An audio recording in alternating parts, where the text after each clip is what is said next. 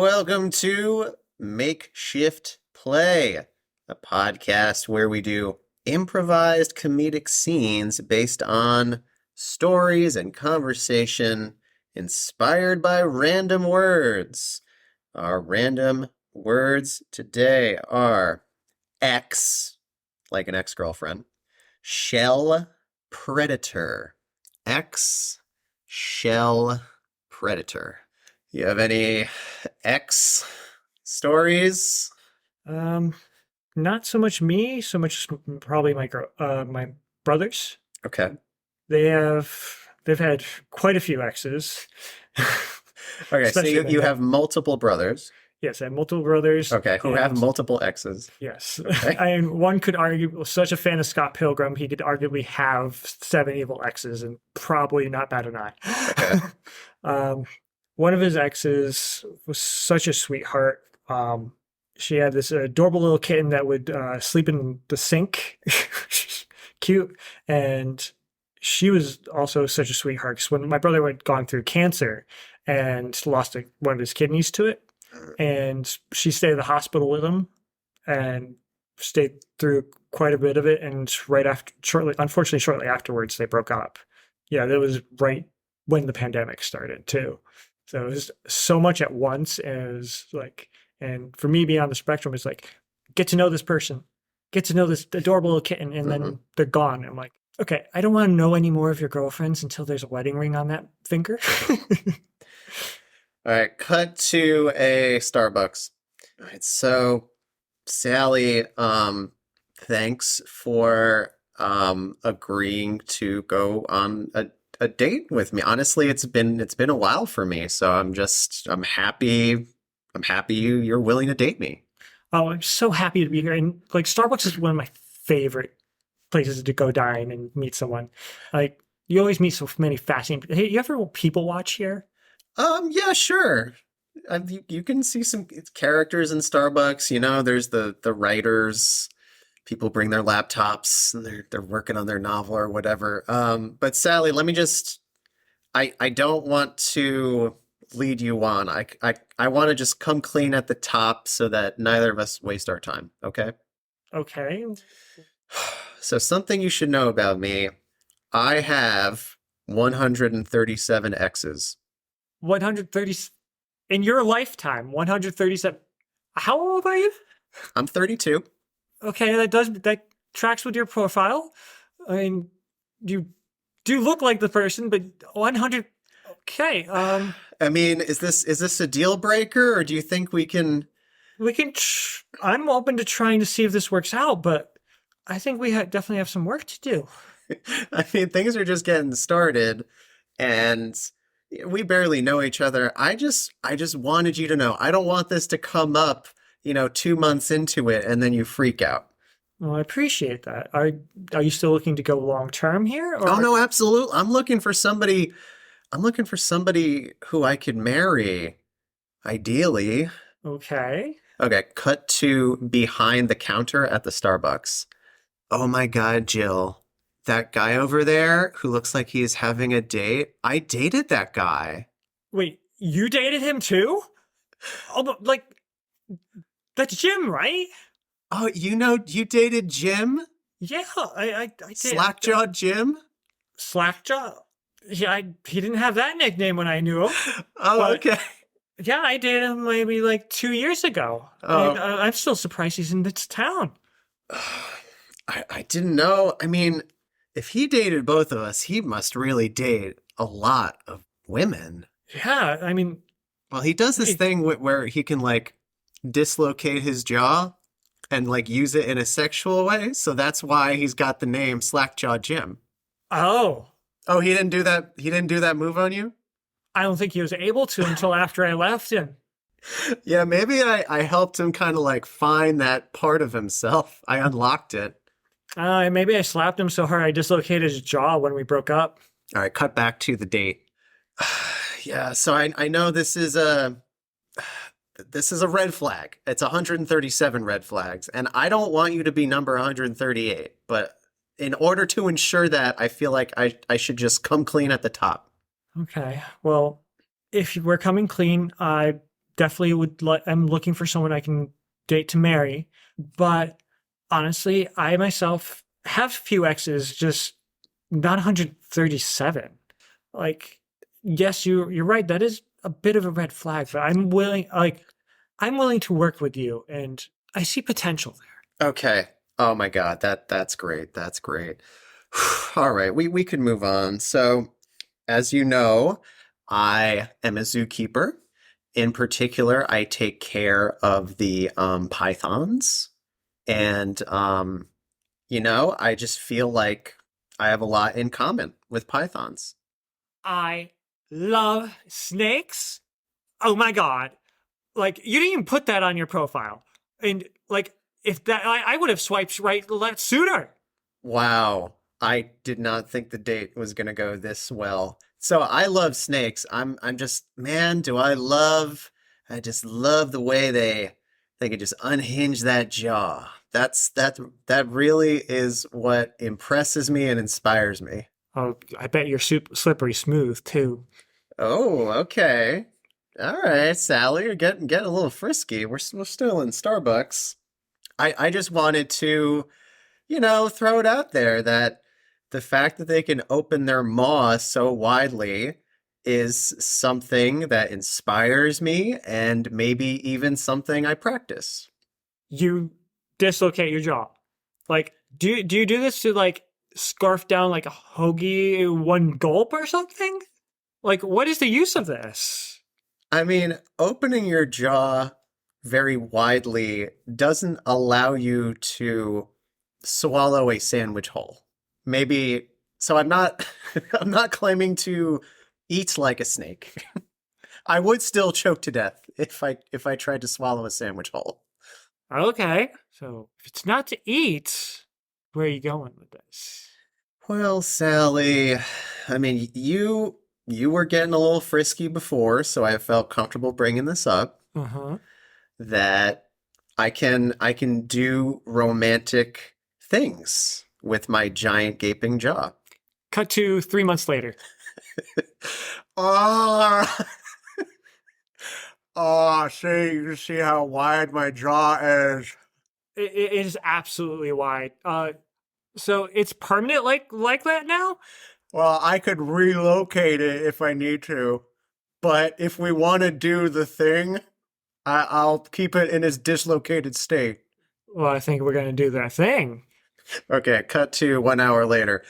All right, Sally, what did you think of the thing? I was not expecting that, and oh my god, wow! End scene. Like, All right. All right. Our our words are pleasure, island, frown. Interesting that we got pleasure and island right next to each other. Pleasure, island, frown. A thing that has always kind of happened to me is I'll go pick up a sandwich or I'll go to a pool or whatever. And I'm having one of those rote interactions, like you're interacting with a cashier or like a front desk person. And then they'll say something like, "Oh, you should smile. You should smile." And I am not a super emotional person. And I don't even like think about it, but I guess I'm not emoting as I go through my daily life. And people notice that and then feel like they should encourage me to be more emotionally expressive. I've gone by customers when I was working retail, and they're like, things will get better when working like a dead end retail job. Okay. It's been interesting. That's Of course, then you got the cashiers like they know you because you used to work with them, and then they're like, "Hey, how are you doing?" And then they like half listen to you. All right. Cut to a university. Hey, Gus, that's some good mopping you're doing in front of my office over here. uh, try, just doing my job, sir. I just love making sure there's no spots anywhere. Yeah, I mean, I really appreciate what you do.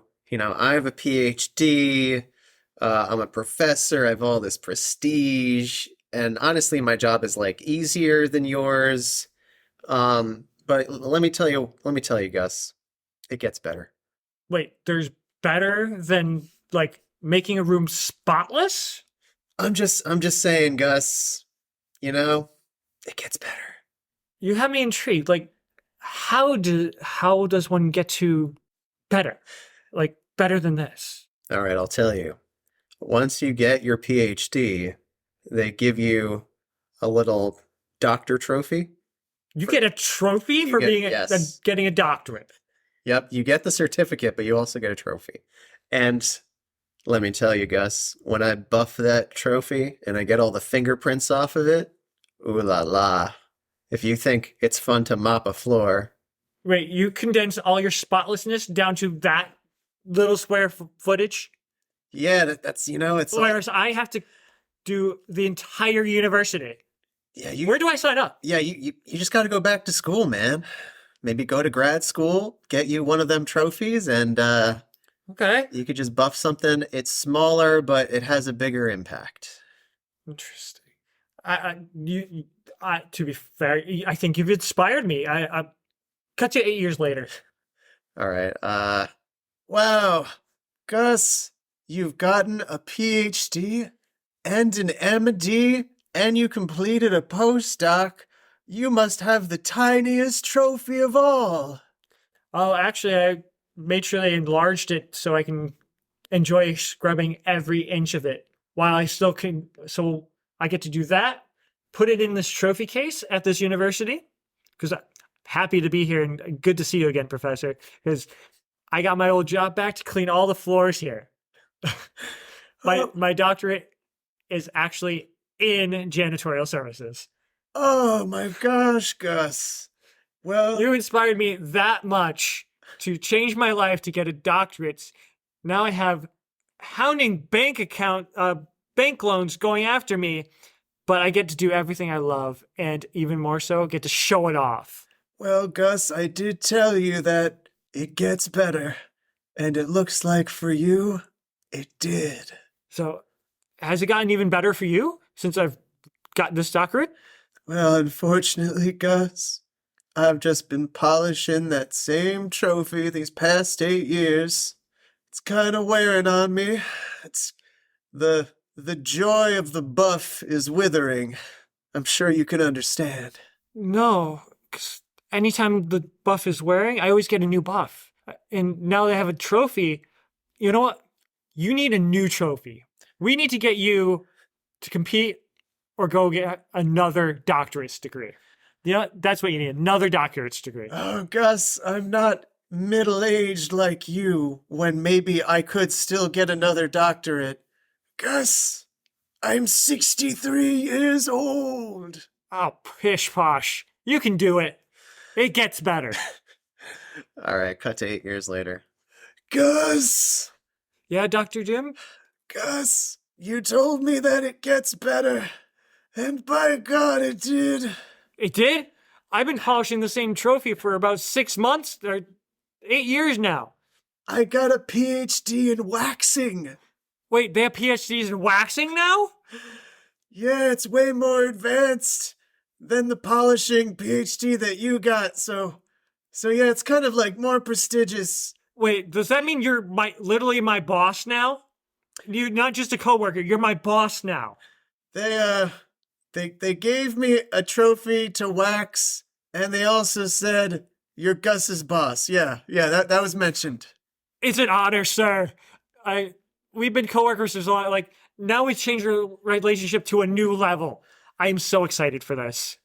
All right, Gus, let's wax. End scene. Our words are chicken, road, square. Chicken, road, square. So I have this interesting story from middle school.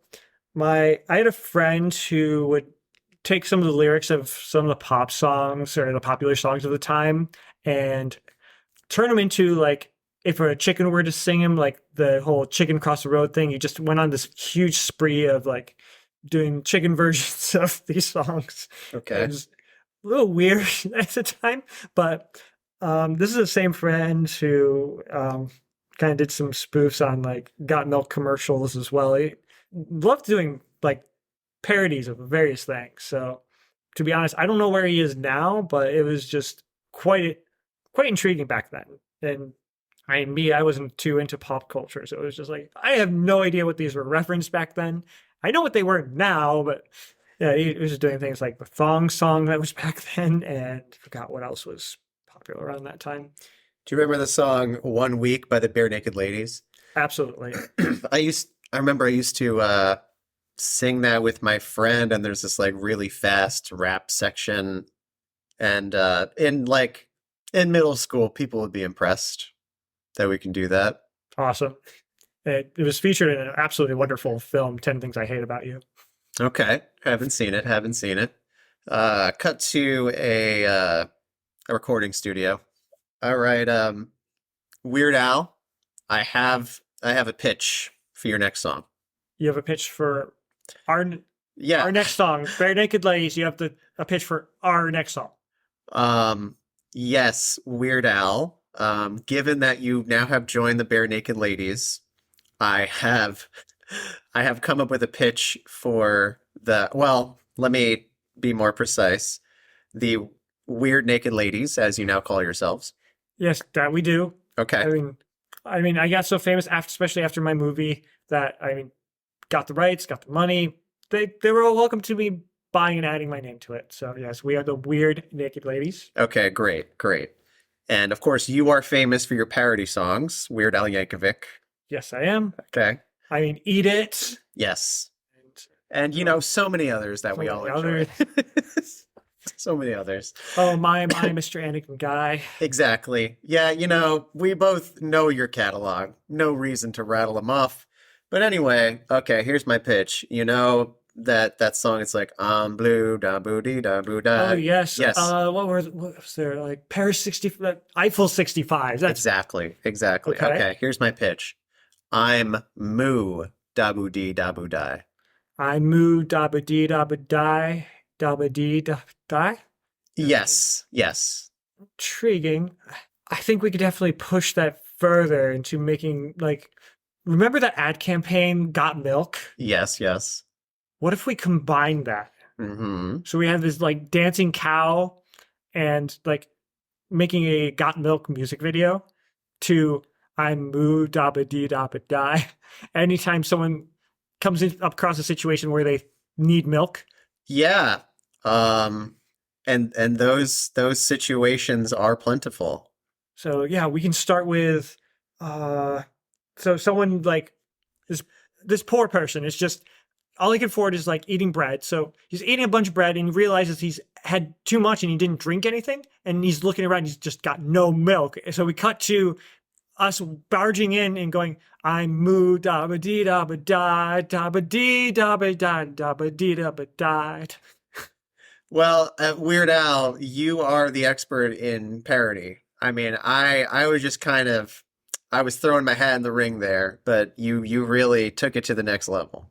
Yep. And then now being part of the Weird Naked Ladies, we can also add some rap, Yes. which would be absolutely awesome. So Cut to the recording of the Weird Naked Ladies' next song. All right, Weird. Here's the rap section.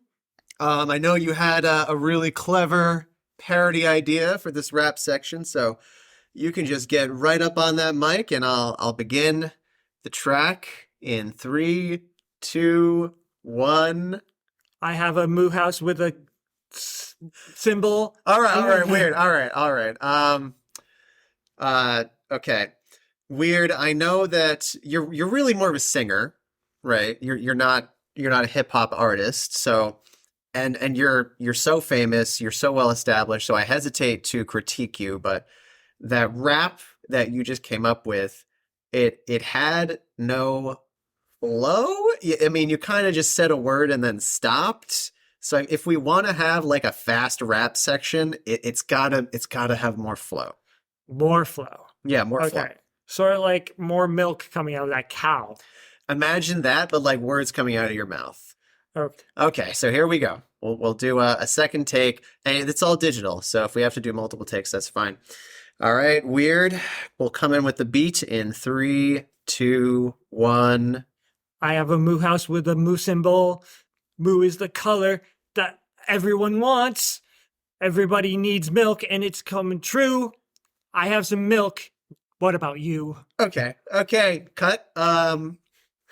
So generally in hip hop you would rhyme. Now I respect that you kind of rhymed at the end, like a I, little bit. wait, now you're judging my rhymes now? Like, I don't have the flow. I don't have the rhyme. Weird. You know how hard it is for me to have to criticize because you are a god amongst musicians, but I think this is not your comparative advantage. Like you're a parody singer, but you have no flow and you can't rhyme. Okay. Well, give me one more shot here. Okay, okay. So it's got And flow, it's got a yeah, rhyme. it's got to flow, it's got to rhyme, and it's all digital, so this is only costing us studio time. Here we go. All right, three, two, one. So you got some milk, I've got some milk. You know what? It's better than silk. You want what? And you want to talk about it? Let's walk, and I'll shove it down you. Weird. That was the greatest fucking thing I've ever heard and seen. All right, how about we do one more? Sounds That good. sounds good. Been a lot of fun. All right. Operation Open Proposal. Operation Open Proposal. I'll talk about an operation that I had. It's not like sad or scary. I was hanging out with my girlfriend at the time. I was 18. And first, I kind of want to tell a side story about her. Let's refer to her as Kayla. One time when we were hanging out, this is an operation that she had. She gave me a ring, and as a joke, she decided to hide the ring from me. And so we're just like sitting together. She takes my ring, and she decided to hide it in her mouth so that I wouldn't find it. But then she accidentally swallowed the ring. And I think both of us were like, oh, okay, well, that's bad. And we kind of just like continued on with our day. And then later she was, in pain because you can't just digest a ring. I can imagine how that went. Yeah. Um, So she had to have it removed, and they didn't even like knock her out. They must have numbed her, but she was awake, so they just like put some instrument like down her esophagus to like take it out of her stomach. what was the condition of the ring afterwards? I just from that gastric Yeah, acid. the coloration of the ring changed, but I did still wear it. That's impressive. Yeah. Cut to date at a, let's make it a Olive Garden, say 2 years later. You're still wearing that ring. Okay. Okay. Dave, like, thank you for meeting me here at all. You do match that the facial hair is a little bit different, but it actually adds to you. Oh, yeah. Yeah, I decided to grow the beard. I think it shapes my face. Oh, yeah, thank you for the breadsticks. Yes, it definitely shapes your face quite impeccably. So, do you have any interesting stories? Over the past 2 years since the last time we hung out? Is that what you mean? Yeah. All right. Well, we kind of we broke things off, but I figured maybe we could try to rekindle things. That's why we're at this Olive Garden. I'll tell you what. I do have a confession. I was hoping you'd say that. Okay. I mean, you've left quite a mark on me. Well, you've left a mark on my ring. You still have it after Um, 2 years? Yeah, take a look. You could see that it is mildly discolored from your stomach acid. Wow. I'm flattered and oddly disgusted at the same time. I've never had someone wear something that was ever in me. It's oddly romantic. Yeah. So I guess I should admit that some of this discoloration is from you. But this ring has been inside another woman. It's been inside another woman? Yeah, I guess it's just the curse of this ring. It finds its way inside of my girlfriend's. How many we're talking? You don't have like 137 Oh evil my exes. God, 130. That's an absurd number, Kayla. 100. It's only been 2 years since we dated. How would I have 137 exes? Well, there's this one guy I met at a Starbucks, and he just happened to mention that he had over 100 exes. I didn't know what to think. He had this unhinged jaw thing going on. So I just have to ask now because like Okay, apparently it's a common thing. we're going to cut to slack-jawed Jimmy with Kayla. All right, I'm ready. I'm ready to do the thing, Kayla. You ready? Yep. Okay. All right, I'm gonna put all of you inside my mouth. That's the thing. I'm like a python, you know? I've never fully been like that is really unheard of for a woman to be inside a guy. Like I'm so intrigued. Yeah, I mean your head. I can't obviously I can't fit your entire body inside of me, but I can get the head in there. So I'm just gonna drip a little saliva on you to kind of lubricate you, so you can kind of Oh, squeeze in this there. is so oddly disgusting but hot at the same time. All right. Oh, oh, Uh, uh, uh I'm dead. Okay, it's hard to breathe in here. Ugh. What did you eat? all right. Cut back to the other. All right, so it seems like you also have some kind of experience where you were inside somebody else? Yeah, it left a mark on me, not physically, but definitely psychologically. I like, it was very eye opening to understand what it felt like to have something inside you, but from the from From the other outside? yes, from the other perspective, being the one that's inside somebody else. It was just, it definitely left a mark. I will leave it at that. Well, Kayla, I can't help but feel like this is fate. The fact that this ring was inside of you and now it's around my finger and you were inside of somebody else. This It's like a circle of life, you know? it's too serendipitous. Maybe it's fate. Maybe you're the one. The one? You're the one that got away, but you circled back like the ring around my finger. That I have. And my scar still aches for you. All right, slack-jawed Jimmy approaches their table at Olive Garden. Hey, you guys want to have a three-way? Ah! No!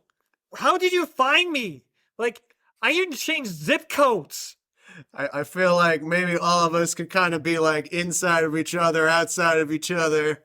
I heard your conversation about the rings. You just put that baby in my mouth and just lubricate it and get you guys in there too. I don't know what to think about this.